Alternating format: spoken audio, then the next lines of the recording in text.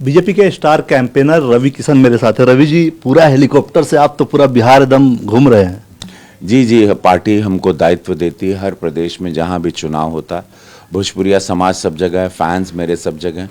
और अपने प्रधानमंत्री मोदी जी की बातें, अपने गोरखपुर के संसदीय क्षेत्र के विकासों की बातें को लेकर मैं जाता हूँ कि डबल इंजन सरकार ने यूपी को कैसे बदला है। अब वो बिहार को 14 नवंबर के बाद कितना बड़ा स्वरूप देने जा रही है और जनता बड़ा मानती है। यह बिहार हमरा के सुपरस्टार बनौलेस, यही बिहार का ऋण है, मुझ पर कर्ज है। मुझे जब कोई नहीं जानता था, बिहार मुझे अपने साथ अपने सीने से लगाया, तो मैं उस बिहार के सामने चिरौटी निहोरा करे कि आज माँ जानकी के मंदिर के साथ मखाना प्लांट से लेके एआई हब, हर बहन माताओं के घर में 10,000 रुपया उनके खाते में, 2 लाख रुपया, ताकि अपना बिजनेस रेडी पटरी वाला, जितने भी बच्चे और बेरोजगार भत्ता 1,000 रुपया हर युवाओं को मिलेगा।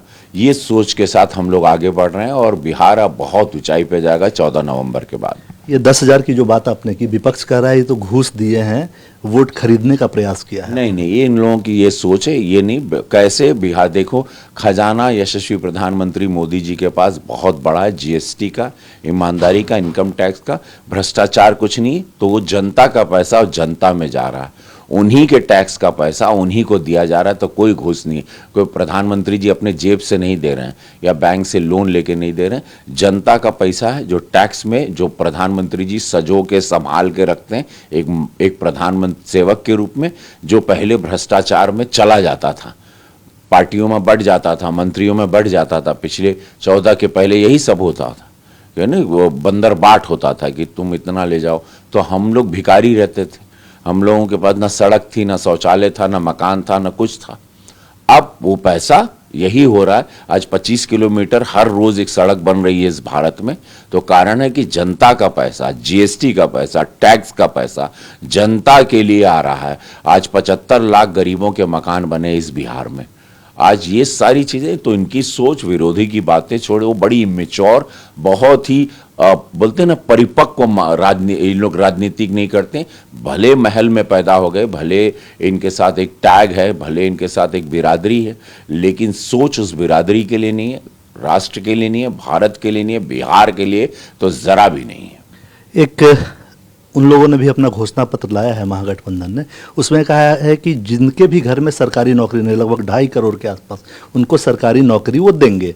आप लोगों ने भी 1 करोड़ नौकरी और रोजगार का वादा किया है। आपको लगता है कि फिजिबल है दोनों के लिए? देखिए, अगर हम लोगों की नौकरी, बिकॉज इतने सारे प्लांट्स लगने जा रहे हैं, प्रधानमंत्री मोदी जी कुछ भी बोलते हैं, उन्होंने गुजरात मॉडल को पेश किया था, गुजरात को बदला था। उन्होंने कश्मीर को बदल दिया, जहाँ पे पत्थर और बंदूक सब ने फेंक दिया। उन्होंने उत्तर प्रदेश, जिसको माफियाओं का गढ़ बोला जाता था, बीमारू प्रदेश था, वहाँ पर मोदी जी का दिमाग, उनकी मेहनत, पूज्य योगी महाराज जी की निष्ठा, प्रधानमंत्री के मार्गदर्शन पे चलते हुए आगे बढ़े। और उत्तर प्रदेश जब इतना बड़ा प्रदेश बदल गया, तो बिहार के लिए भी पूरा रोड, प्रधानमंत्री जी अगर 1 करोड़ नौकरी बोलते हैं तो उनके पास रोड मैप है कि कहाँ से जनरेट होगी। विपक्ष बोल रहा है उनके पास भी है। नहीं, उनके पास कोई नहीं है। उनके पास 2.5, हर कैसे पॉसिबल है, हर घर में नौकरी पॉसिबल कैसे है, शब्दों में बजट कैसे। प्रधानमंत्री जी के पास सरकार है, वहाँ पर केंद्र की सरकार है, केंद्र का बजट है, एक बहुत बड़ी सरकार है। भाजपा एनडीए सरकार एक बहुत बड़ी ताकत है, हर जगह से जनरेट हो सकता है।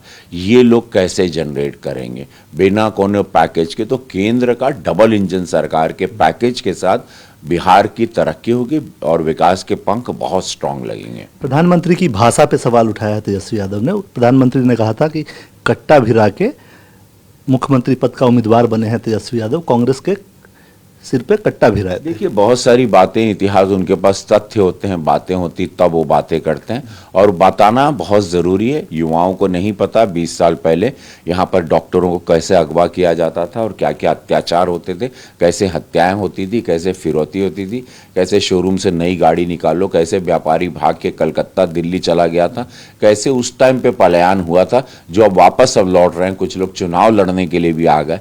तो उससे पता चलता है ये सब 20 साल पहले पहले के गए हुए पलायन हुए, अब वापस सब बिहार आना चाहता है। हर बिहार का हर बिहारी, अब हम जिससे भी बात करते हैं वो सिलिकॉन वैली अमेरिका में भी हो, जो हमारे एआई का ब्रेन बना हुआ है, जिसको अब यहाँ पे हब बनाने जा रहे हैं प्रधानमंत्री मोदी जी, नीतीश जी, ताकि सारे हमारे बच्चे बिहार का ब्रेन जो बाहर इस्तेमाल हो रहा है, अमेरिका खरीद के इस्तेमाल कर रहा है डॉलर्स में, हम लोग बिहार में वापस लाना चाहते हैं और इस बिहार को हम लोग one of the finest state बनाना चाहते हैं इस पूरे देश में। राहुल गांधी तो बिहार में मछली पकड़ लिए कल। देखिए यही होता है ना, इन लोग पिकनिक के लिए आते हैं। For them is let's go, let's I am going to jump in the pond and catch some fishes. तो हम आज बेगूसराय गए थे, तो वहाँ पे बोले का हो माई, वही न कोनो मछली, वहाँ माझी समाज था, केवट था, निषाद था, हमारे सारे लोग थे।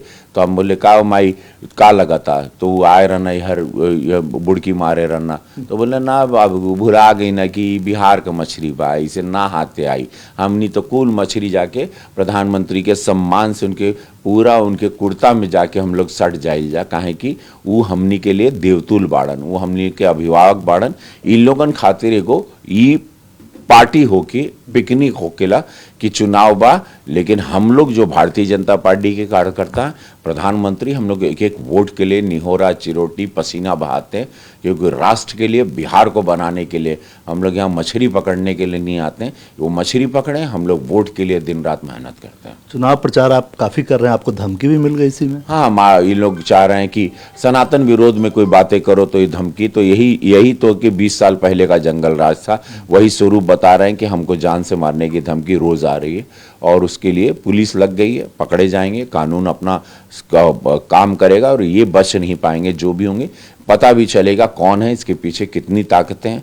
ऐसे किसी सांसद को या एक नोन कलाकार को जिसको विश्व जानता है, उसको आप धमका रहे हैं, गोरखपुर के सांसद को, तो इसका मतलब कि कोई बहुत बड़ी शक्तियां होंगी।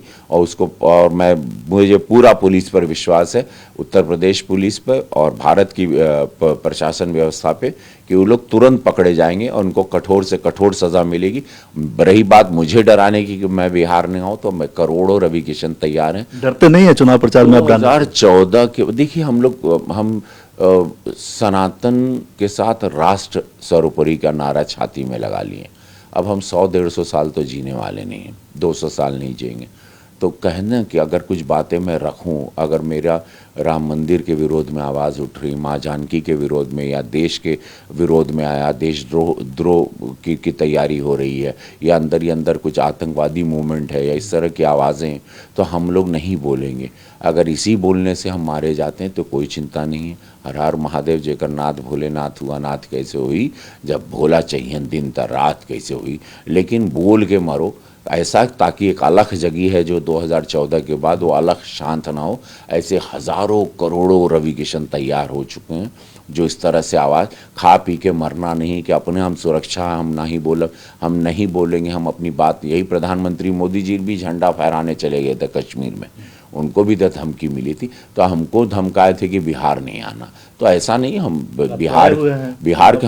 बिहार के तरक्की के लिए आए हैं, बिहार के विश्वास के लिए आए, मोदी जी के साथ हैं। और कोई मोदी जी की सेना, हम लोग डर भयभीत होने वाले लोग नहीं हैं।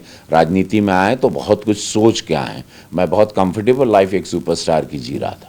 अगर मैं आया हूँ, मेरे बाल बच्चे परिवार सबको त्याग के छोड़ के पीछे उन लोग, और मैं भटक रहा हूँ अपने गोरखपुर को सजाने या सदन में बड़ी बड़ी आवाज़ें उठाने या देश की समस्याओं को उठाने, तो फिर तो समझ लीजिए कि आदमी सोच की तभी आता है। और इस तरह से धमकियाँ आती हैं, हमको कभी आई नहीं थी, पहली बार ये लगातार धमकी और ख़तरनाक टाइप का सब गंदा गंदा बोल रहे हैं। कोनो बात नहीं, इसके बाद हम निश्चिंत हैं, हम आके, हमको पूरा विश्वास है।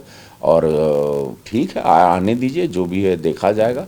जहाँ पे जौन लिखल बा वह हुई ना, जब तक लिखा है, लेकिन बोल के झेल के तो नहीं, गंदी चीज़ों को तो नहीं झेलेंगे, सनातन विरोधी बातों को तो नहीं झेलेंगे, ये तो तय है। क्योंकि मैं बचपने से अपने एक पुजारी का लड़का हूँ और मैंने वही शंख और श्लोक ही सुना है और मैं उसको बड़ा सम्मान करता हूँ। हम किसी धर्म का विरोध नहीं करते, हमारे धर्म का सम्मान करना चाहिए। धर्म विरोध और या राष्ट्र विरोध की बातें किसी को नहीं करनी चाहिए। बस यही हम लोग ने। आखिरी एक सवाल है, आप कह रहे हैं सरकार आपकी बनेगी, तेजस्वी यादव कह रहे हैं कि वो भी शपथ लेने को तैयार है। नहीं, कोनो बात नहीं, देखो डेमोक्रेसी है, उनकी सोच, उनको मुबारक हो। सरकार लेकिन हम लोग बना रहे हैं नीतीश जी सीएम बनेंगे 100%, कोई इसमें इफ एंड बट ही नहीं, 100%, 100%। शुक्रिया। ऐसे कहाँ मुख्यमंत्री मिलेंगे भाई, बेदाग बेदाग इंसान, एक आर्किटेक्चर, एक ऐसा आदमी इंजीनियर के रूप में आए, बिहार को बदल दिए। ऐसे व्यक्ति को पूरा बिहार सम्मान, एक एक बच्चा करता है सम्मान, और हर समाज उनको सम्मान करता है। नीतीश जी की छवि, उसको कोई काट नहीं है। देखो, आदमी एक सहायक भी रखना चाहता तो आदमी सोचता तनख्वाह देंगे, तुम ईमानदार रहना। ऐसा ईमानदार नेता ही तो खोज रहा है देश। अब ईमानदारी का पूरा चस्का लग गया पूरे देश को, भ्रष्टाचार के शब्दों को, और बड़े बड़े स्कैम से बाहर आ चुका है भारत। अब वो स्कैम के दौर में नहीं जाना चाहता, जंगल राज में नहीं जाना चाहता। हत्या, बहन बेटियों की सुरक्षा, क्या फ़ायदा, हम कमा रहे हैं, घर पहुँच रहे हैं और हमको मालूम ही नहीं हमारे बच्चे सुरक्षित हैं, हमारी माँ बहन सुरक्षित है, या मैं मर जाऊँ तो मेरे बाद मेरी प्रॉपर्टी पे कौन बैठा है मालूम ही नहीं, कौन सा धर्म स्वीकार कर रहे हैं, ये सब दुनिया में हम लोगों को नहीं जाना है। शुक्रिया आपका न्यूज़ 24 से बातचीत। धन्यवाद। कैमरामैन दिलीप के साथ कुमार गौरव, पटना, न्यूज़ 24।